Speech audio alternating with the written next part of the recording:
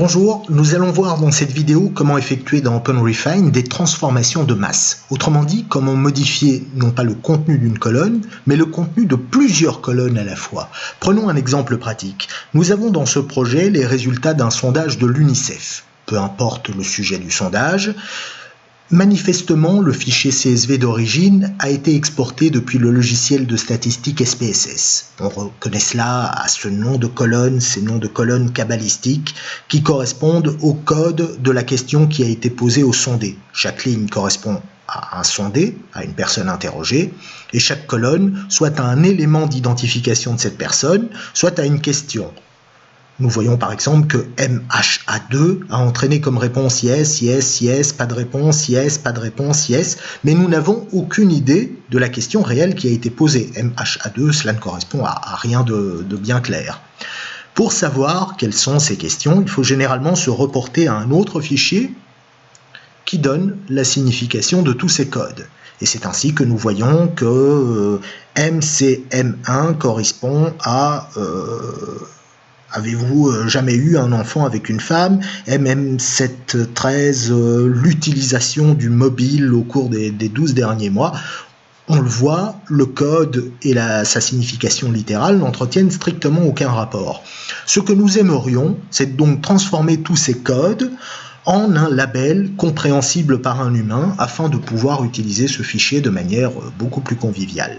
Comment pourrait-on faire cela? Nous pourrions transformer manuellement. Nous savons par exemple que HH1 signifie cluster number. Eh bien, prenons cluster number, edit colonne, renommer cette colonne et nous la renommons cluster number. Nous pourrions faire de même avec toutes les colonnes. Donc vous voyez déjà, même ce simple renommage prend un peu de temps dans OpenRefine, voilà qui est fait.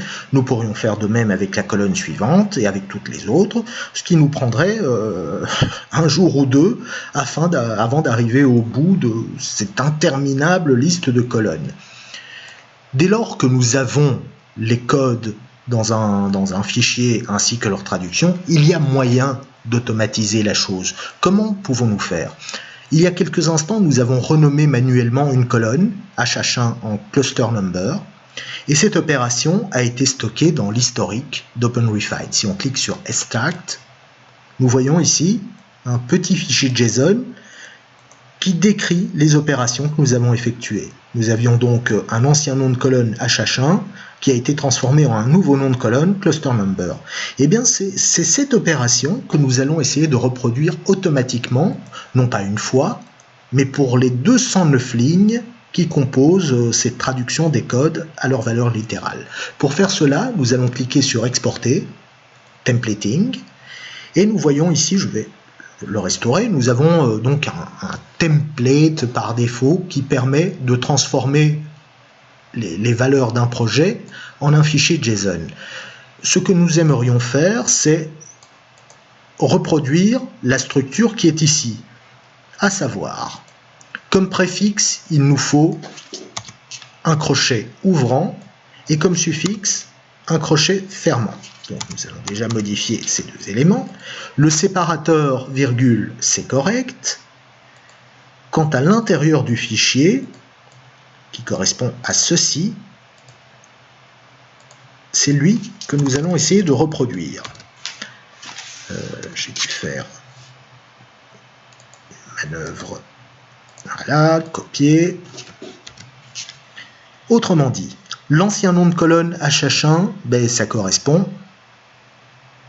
à ceci, la colonne name dans notre projet. Donc nous remplaçons HH1 ainsi que les guillemets par la valeur qu'on nous propose pour name.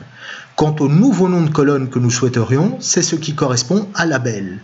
Autrement dit, on prend les valeurs qui représentent les labels et on remplace question 1. On efface la valeur qui nous était proposée par défaut. On observe ici le fichier JSON qui a été reconstitué. Nous pouvons l'exporter, l'enregistrer sur le bureau, l'ouvrir, CTRL A, CTRL C, et l'appliquer aussitôt à notre projet de départ. Pour cela, nous allons cliquer sur Apply, coller le JSON, effectuer les opérations,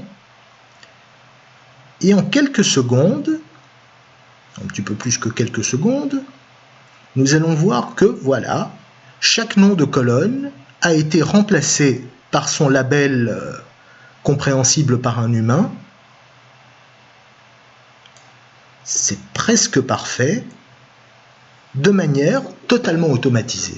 Ce que nous venons de faire là pour les noms de colonnes, on peut évidemment le faire pour d'autres valeurs à l'intérieur des colonnes, le principe étant toujours le même, essayer de reproduire de manière automatisée des opérations qui ont été stockées dans l'historique d'OpenRefine.